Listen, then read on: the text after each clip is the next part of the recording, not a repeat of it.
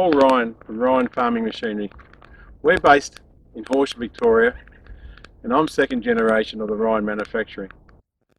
I'm here to explain the evolution of tillage and seeding, and from the time it originated with tines through to the no-till farming today. If you look at this machine here, well over 100 years old, and this is the tines that were used on a drawn machine through the gear there.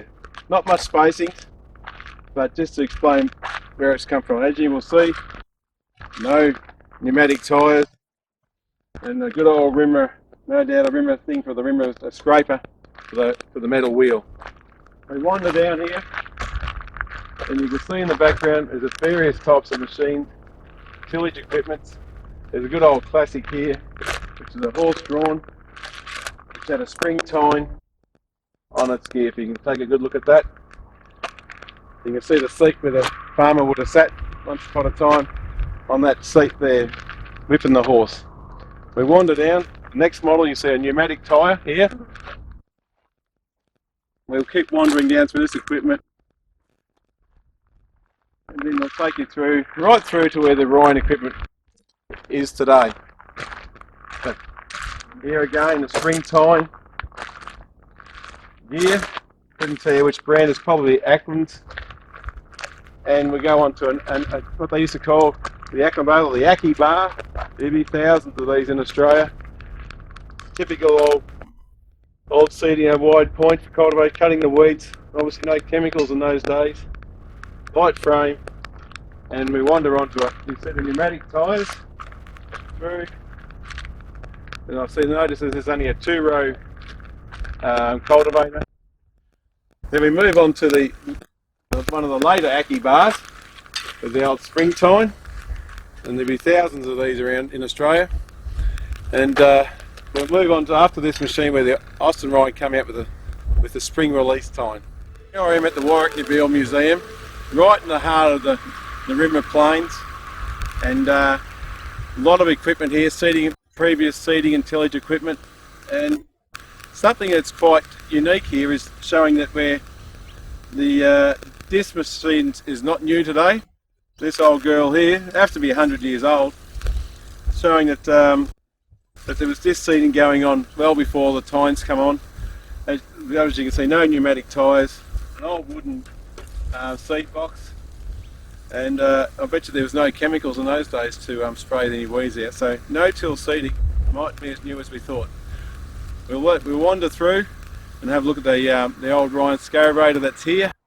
Well, actually that model is the yellow model, which was called the Ryan, which is called the scarabator. So in the Wimmera, in this area, there was the likes of Ryans, Acklands, Gasons, Smales come on in the later scene in manufacturing. So a lot of manufacturing came out of the Wimmera for tillage and seeding. We were at the old original scarabator. This was first began at the farm 17 miles north of Warrickybill at a place, Beulah, and Austin thought of a first spring release wide line cultivator. It was an extension on from the old Aki bar with the spring tine and the shearer, which had the spring tine field span. So the unique features of this was Austin had a centre pivot, a patented 7 centre pivot down the machine, so it could flex down to your crab holes, melon holes, gill guys, and that was the secret to the scarabator. Every other machine, if you look forward to the old Aki bar in front, you'll see that there's no pivot in the middle. So you could have a wide machine and still get down inside your gill guys. Austin's first tine was a straight tine. You can see here, it's only a little spring, probably wouldn't even be a 100-pound breakout. So the straight tine, then he made a toolbar in the early 70s to put straight tines, various shaped tines, to find out which tine carried the least trash. So then he brought out the Ryan scarabator in the yellow and green model with the bend in it that actually carried less trash. So we still carry on that shape today. But these little machines here, the old scarabator was only about 20 inches between rows, folded up, tilt, lifted up, and you can push the wings around to keep your width down for transport. So there's a bit of history. There's only the 3 tyres on the machine, 3 wheels. I'm at the front of the Scarabator now. As you can see, with the Scarabator, there's a hydraulic ram. So hydraulics came in the late 50s. Tractors with the hydraulics. So the hydraulic ram fitted in here, and you could tilt lift it. The name of the Scarabator came from because you only had a field span cultivator,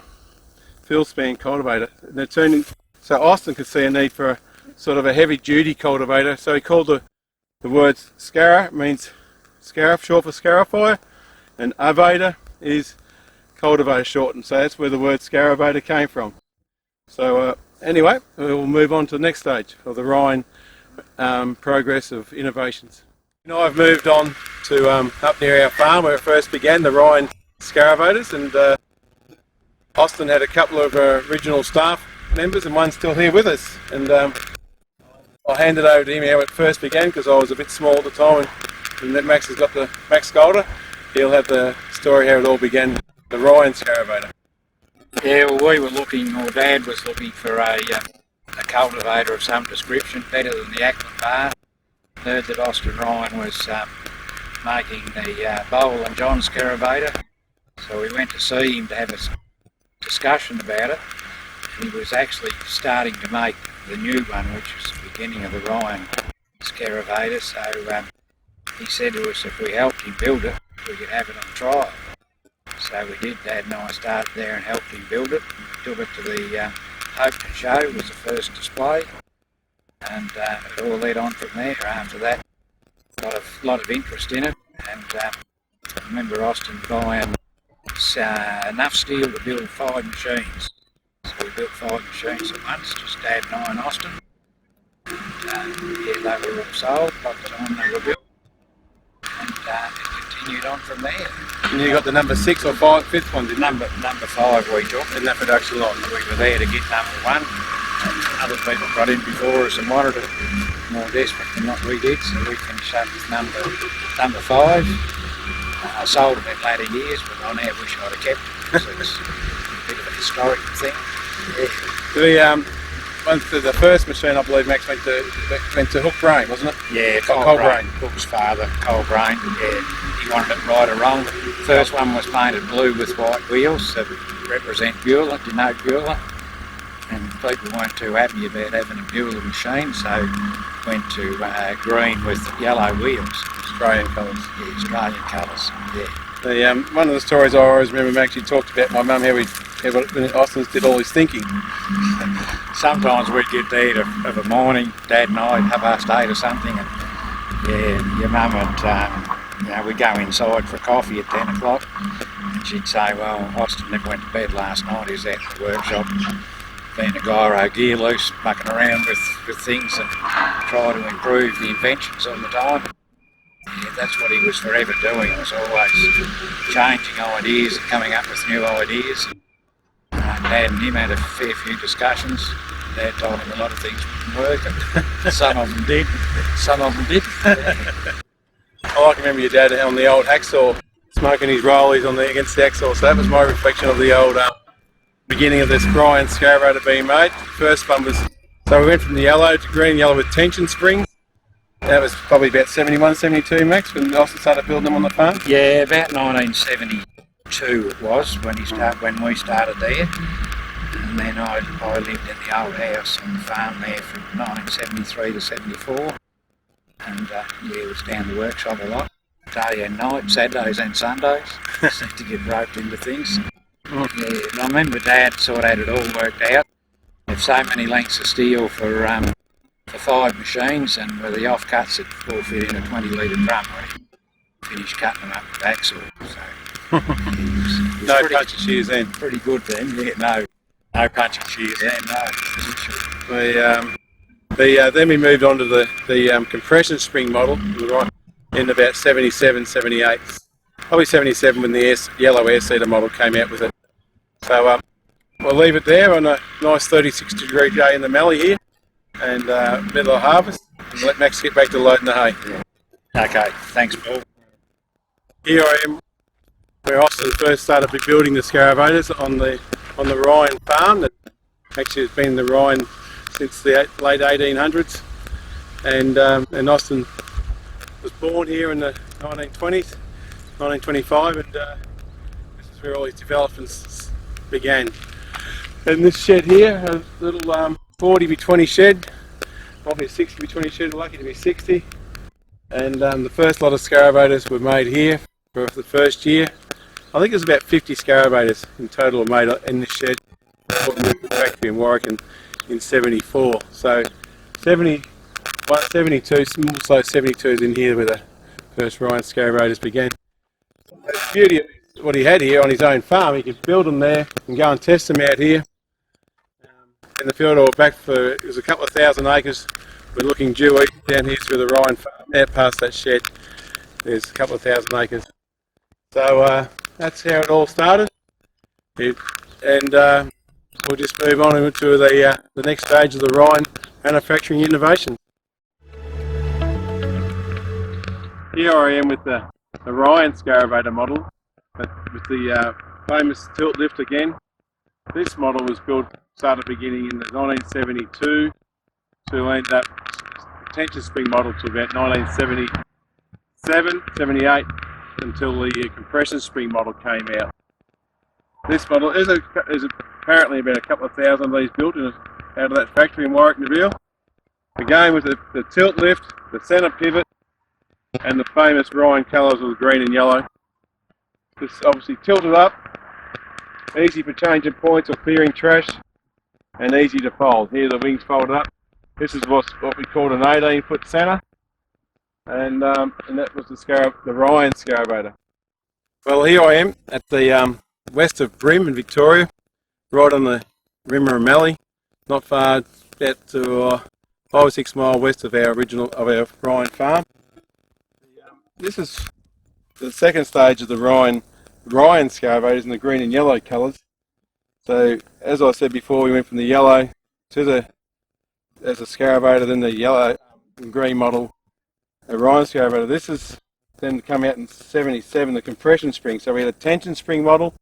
Then in 77 we brought this model out with a vertical spring, and we called it a trashavator. The trashavator is a heavier shank, and it's got a scarifier point. So the idea was that staging spacings it handled more trash. Again, it had the tilt, the famous tilt lift. Again with the pivot in the middle, so the frame could also flex through the crab holes and melon holes and gill guides. So this old machine's an old girl. The wings have obviously been taken off. You can see the pivots here. Pivots for the wings. The wings are gone, but for the sake of this story, we're just showing you the green and yellow Ryan scarabators. So, the farmer tells me he's still using it. Anyway, we'll go and have a next step. We'll have a look at the next model, what we brought through after this model.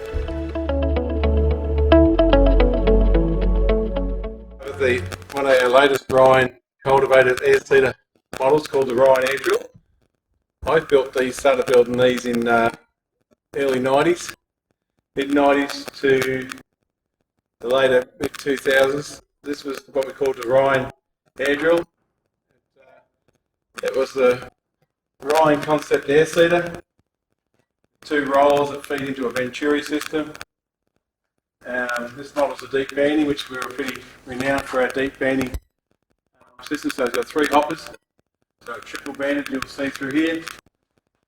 So again, we still kept with the 3 rows, and but then the Ryan shank, you'll see that still got the Ryan self-cleaning shank, and the double spring, a 19mm spring with a 13mm spring with large flotation tyres. So this is one of the later ones that models we built, and before we went into just concentrating on retrofit discs, tines and press wheel. As you'll see up the back, speaking of which, got the coil press wheels, press harrows on the back, another one of Austin's inventions.